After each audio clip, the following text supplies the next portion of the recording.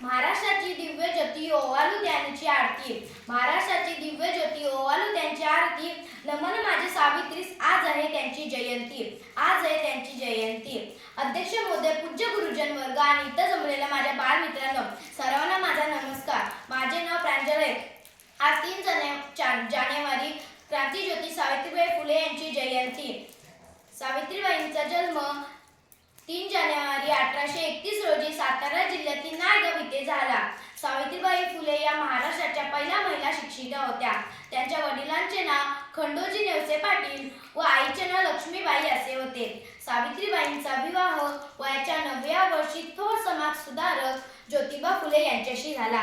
सावित्रीबाई व ज्योतिबा फुले यांनी सन 1888 मध्ये पुण्यात बुधवार पेठे मुलींची पहिली शाळा काढली व स्त्री शिक्षणाचा पाया रचला.